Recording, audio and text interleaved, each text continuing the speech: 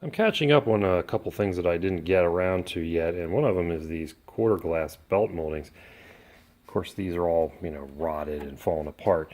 But I'm replacing these, and I'm only doing the outers because the inners with the felt on them, actually mine are still in decent shape back here. The door ones were bad, but these are still the fuzzies on. But these, I don't know how these are held in. The new ones don't come with any hardware, and I'm not sure if these are held in with staples or what. And they're proving difficult to get out, so I'm just going to leave them alone since they're still functional. And we'll deal with those at a future time when the inside of the car is a part that we can see in there. But can't figure those out. But these guys here are same as the doors, with exception of there's two screws that hold them in.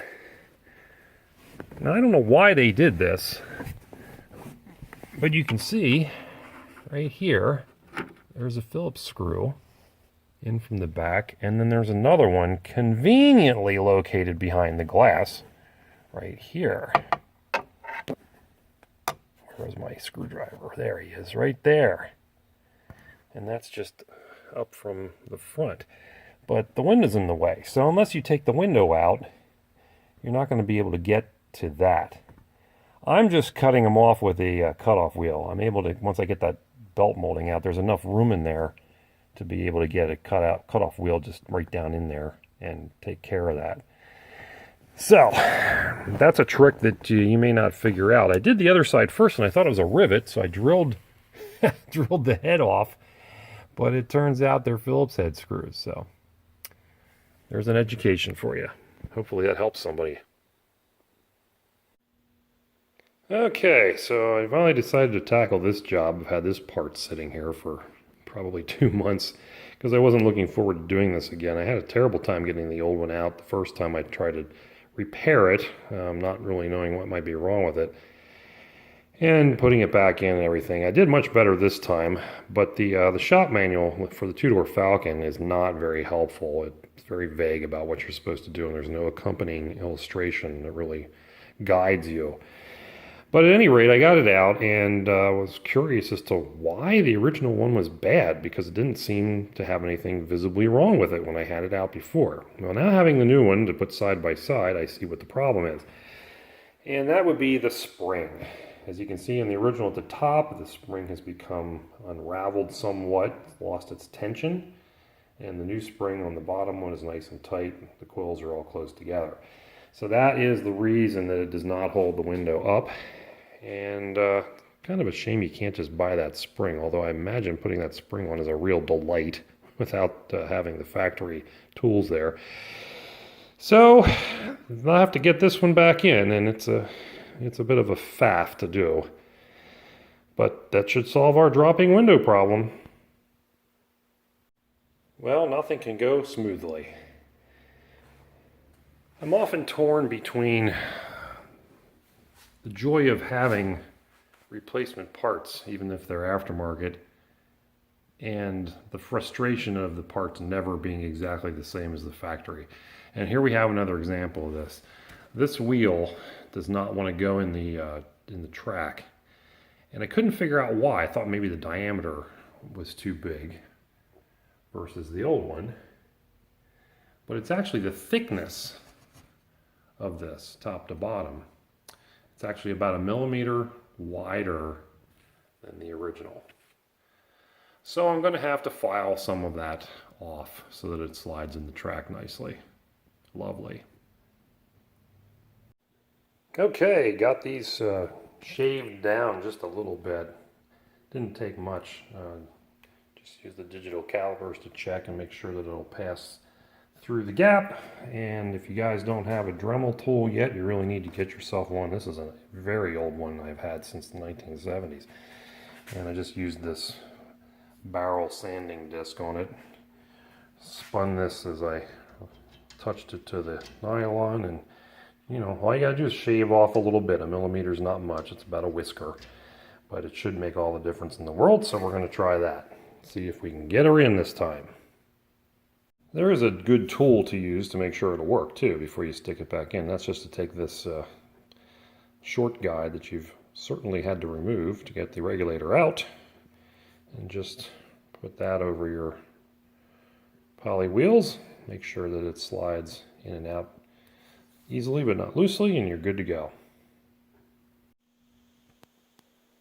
I'll give you some final notes on doing this job if you're ever tasked with it, because it's not exactly as intuitive maybe as you would think. The shop manual is very vague about what you're supposed to do to get this regulator out. And I struggled with it a lot the first time, and then the second time I did much better. And so I'm going to pass a few things along. So first thing obviously you have to do is take off the trim panel. And there's clips here and here, and both the front and the back. You just pop those out. If you have a trim tool, it works the best. But you can just kind of grab your hand with your fingers and just give it a quick pop out, and they should release. Then the rest of the channels, or excuse me, the rest of the door panel is held in by these channels, and you have to bow the door panel to get it out of here. What people have done, and I tried it this time, and it seemed to help, was running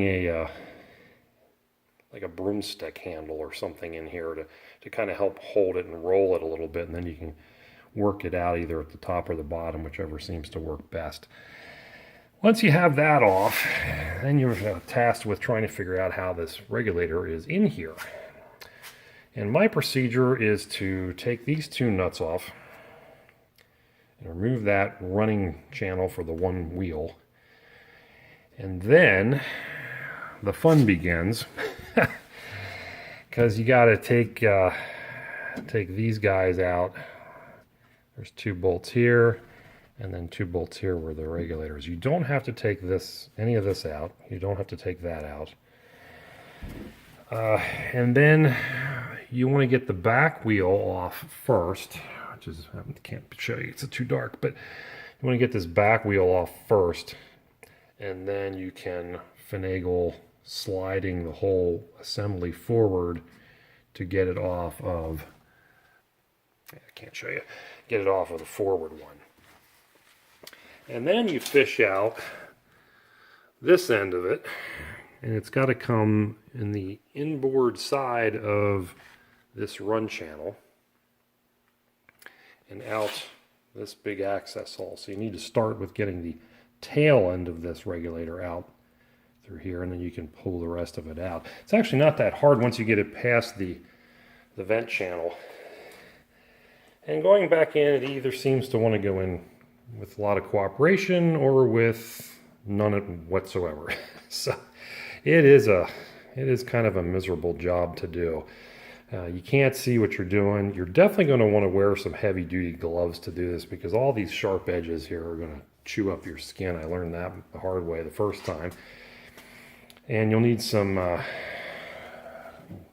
tape to hold up the window glass so it's not falling down all the time.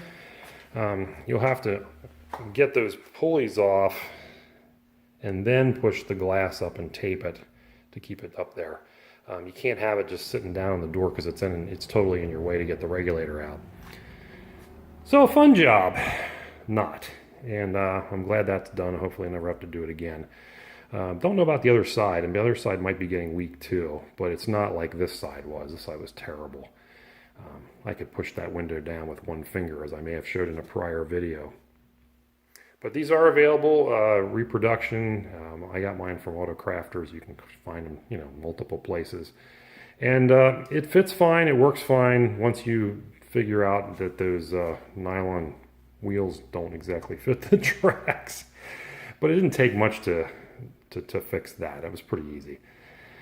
So hopefully that helps somebody and saves you a little bit of time and frustration, because I certainly spent enough of the time and the frustration on this job myself.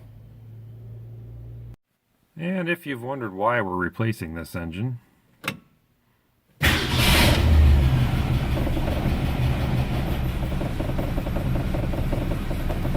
knock, knock, knock, knock, knock, knock, knock. Well, it's a cold and, well, not cold, it's a colder day here in the fall. And as winter approaches, we contemplate the V8 swap. So what's it like to drive it with the 6 in it? It's actually not that bad. I would call this adequate, Kind of like my Royal Enfield Scram motorcycle. It's not too much power, certainly, but it's not really that bad that you hate it. I don't have a kickdown on this right now, so going uphill sometimes is a little bit of a travesty because I can't punch it down to the next gear, but I can manually do it if I have to. Steering's very loosey-goosey, of course. There is a theory that you can tighten these boxes up a little bit by adjusting them, but I'm not convinced that that should be done after reading up on it. It's more likely that you'll do some damage to the box than actually correct it, but we may give it an attempt. The brakes, four-wheel drums with the little 6-cylinder brakes, are actually quite good. If you adjust them properly, they work pretty well. The addition of the 1-inch sway bar makes the car actually go around corners without wanting to send you out through the side glass. The ride is pretty smooth. It's a little floaty. Fords of this era were known for their good ride. I put polyurethane bushings in for the front track rods, and I think that adds to some of the harshness that I experience over some of the impacts on potholes and things. But other than that, it does ride pretty decently. Transmission has been shifting just fine. And it's, you know, it's kind of a joy to drive. Going back in time, such as it were, and driving the way they used to in the 1960s and 70s. So, if you get one of these cars, or you're looking at one of these cars and you're maybe not interested in doing a V8 swap, and wondering how it might be to drive, it's actually not terrible. It's kind of charming in a way, as long as you're not in a terrible hurry. But, it's fine. I don't hate on the 6. It's an adequate engine for the car, but we want a little bit more grunt, so we're going to do the 302. So this should probably be the end of phase 1 of the car. It's on the road, running and driving. It's reliable. Push the gas once to start it. Turn the key and she fires right up, or if it's hot, just twist the key and she chugs right on. It's comfortable. Aside from the wind noise today, it's generally pretty quiet in here, and I haven't added any additional sound insulation. There's none in the ceiling or in the doors or anything. I didn't put any Dynamat under the carpet. It could be quieter, sure, but it's fine. So that's going to conclude phase 1 of the Falcon revival, reconstruction, refurbishment, whatever you want to call it. And we'll begin phase 2. Trying to get this V8 in, add the disc brakes, change the rear axle to a 8-inch, and everything that goes with that. So if you followed along this long, I appreciate you, and hope that you'll subscribe and continue to follow. As always, I thank you for watching. We'll see you soon.